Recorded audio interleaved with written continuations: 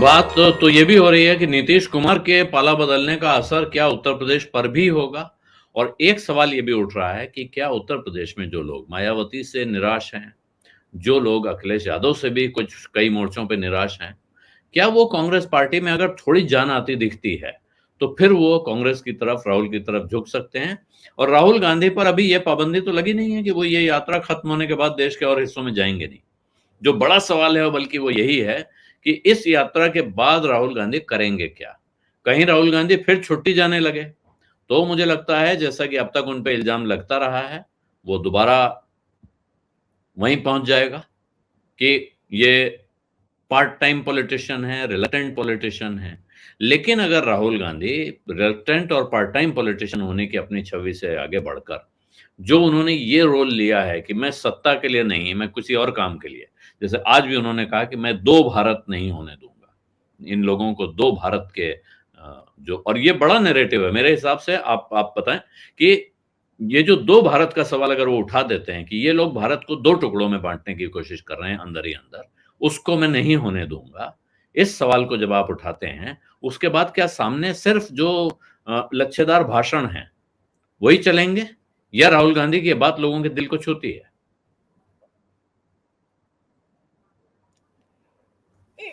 राहुल गांधी का एक ही चैलेंज है कि क्या हम्म, वो सीरियसली एक पॉलिटिकल लीडर के रूप में लिए जाएंगे हम्म, उत्तर भारत में, खास करके। अब हम्म, उसमें तो ठीक है, उनको कुछ नंबर मिले कि उन्होंने पदयात्रा अच्छी की और ये सब बातें बहुत भावनात्मक, लेकिन एक भावना पे पूरे भारत को आंदोलित कर सकने की क्षमता अब उनको नहीं है।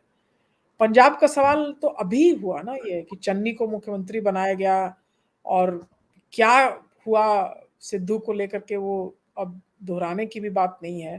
पूरा का पूरा कांग्रेस का सफाया हो जाना, आपका एक सिटिंग चीफ मिनिस्टर आपके फ्रंट डोर से निकल करके और भाजपा में चला जाता है। आपने जिसको मुख्यमंत्री बनाया उसकी काबिलियत ही नहीं थी। आप जिस व्यक्ति को राज्य का चीफ बनाते हैं पार्टी का, वो अब जेल में है किन्हीं कारणों से, अपरिहार्य कारण थे। मगर पूरा का पूरा कांग्रेस पार्टी का सफाया हुआ। आपके पास राजस्थान आप आए, आप अशोक गहलोत बन रहे थे पार्टी के चीफ, तो सचिन पायलट का सवाल जो है वो अभी वहीं यक्ष प्रश्न बन के। हम्म, तो इंटरनल चेंज की मैन्यूवरेबिलिटी पर जो आप कर सकते थे निर्णय, या करवा सकते थे, अपने पार्टी के अंदर करवा सकने की क्षमता आपके पास नहीं दिखी। तो अब उसके लिए अब कितने देर तक जो है वो दर्शक इंतजार करता रहेगा कि नहीं इस बार कुछ कर देंगे, या इस बार कुछ हो जाएगा, चमत्कार लैंडस्लाइड हो जाएगा। आई थिंक राजस्थान, पंजाब, इन सब जगहों में तो बहुत ही ये देखने वाली, अब हिमाचल में कह दें कि हाँ बड़ा बीजेपी के खिलाफ रोष है, लेकिन सवाल तो ये है कि क्या कांग्रेस है वहां उसको रोकने के लिए, और क्या कांग्रेस सत्ता ले सकती है? क्या राहुल गांधी वहां हम्म, सत्ता परिवर्तन करा सकते हैं? क्या उनके हम्म, राज्य के 5 दिग्गज नेताओं को, जिनको आपस में झगड़ा हो, उनको एक साथ बैठा के उनसे राजनीतिक चर्चा करने की क्षमता वो रखते हैं क्या? हिमाचल प्रदेश में हम्म, चलिए। तो इन हम्म, सवालों पर आकर के वो कमजोर दिखेंगे। अब ये सवाल क्या पास कर दिए जाएंगे कि अब खड़गे साहब पार्टी के चीफ हैं, वो पॉलिटिक्स संभालें और मैं पदयात्रा संभालता हूं, मैं 2 डिपार्टमेंट में हूं। तब फिर हम्म, पॉलिटिक्स, पदयात्रा और भाषण, 3 हम्म, पैचवर्क कोalition कांग्रेस के भीतर चाहिए। तब जाकर क्या बात कर सकते हैं कि हाँ भाई, एंटी इनकम्बेंसी जब भाजपा और नरेंद्र मोदी के खिलाफ होगी, तो उसके सबसे बड़े अगुआ जो है वो कांग्रेस पार्टी बन के आएंगे।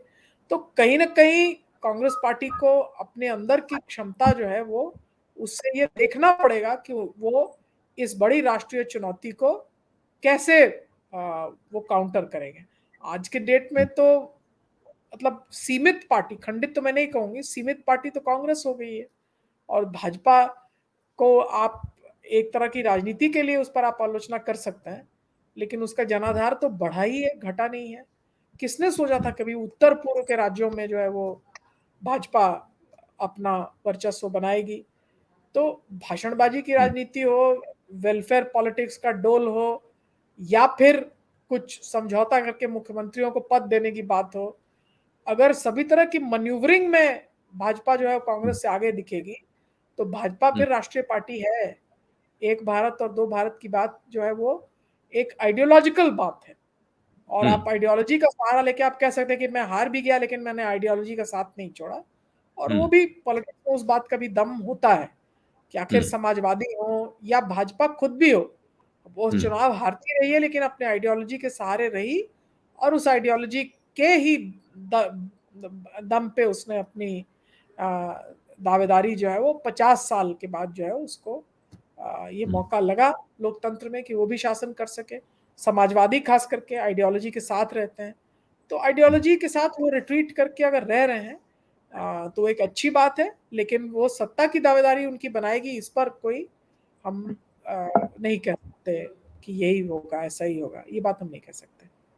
ठीक है। जो जो बात आपने कही अभी, और वहीं से ये सवाल उठता है कि जैसे भारतीय जनता पार्टी 2 सीटों पे पहुँच गई थी, वहाँ से भी वो वापस खड़ी हुई, और वजह ये है कि उसने बहुत लंबे समय से वो एक विचारधारा के साथ चल रही है। आज की तारीख में ये जो सरकार है, वो कितनी उस विचारधारा की सरकार है और कितने उसके साथ उसमें पैच जुड़ गए हैं, ये अलग डिबेट हो सकती है। लेकिन जो संगठन इस सरकार के पीछे खड़ा है, वो लगातार एक विचारधारा के साथ खड़ा हुआ है। बिल्कुल, राहुल बिल्कुल। गांधी चुनाव जीतेंगे या नहीं जीतेंगे एक अलग सवाल है, लेकिन राहुल गांधी अगर एक विचारधारा, फिर एक भारत की विचारधारा, समरसता की विचारधारा, भाईचारे की विचारधारा को लेकर आगे बढ़ते हैं और वो इस संदेश को चलाते रहते हैं, तो इस चुनाव के बाद भी हो सकता है इस चुनाव में कोई असर ना हो, लेकिन उस चुनाव के बाद क्या वो धारा भारत में इतनी कमजोर हो चुकी है कि भारतीय जनता पार्टी लगातार उसको हराती रहेगी? नहीं, अब ये कहना बड़ा मुश्किल है क्योंकि भारतीय जनता पार्टी की जो जीत है, खास करके हम्म। उत्तर पूर्व के राज्यों में और उत्तर प्रदेश में 2 जगह, हम्म। ये 2 चीज़ें जो हैं इसको किसी तरह से अ, अगर कांग्रेस पार्टी नहीं रोक पाती है या विपक्षी दल जो है वो नहीं रोक पाते हैं, तो फिर सत्ता में हाथ तो भाजपा का ही लगेगा। देखिए, परिसीमन भी होना है और हम्म। ज़्यादा सीटें उन राज्यों में होंगी जहाँ जनसंख्या ज़्यादा है। तो दक्षिण के राज्यों में हो सकता है वो कंसोलिडेट कर पाएँ, कुछ उसमें भी तमिलनाडु जो है वो उनके पास नहीं है, डीएमके के पास है। तब भी हम्म। दक्षिण के राज्यों में गैर भाजपाई कुछ बन सकती है बात।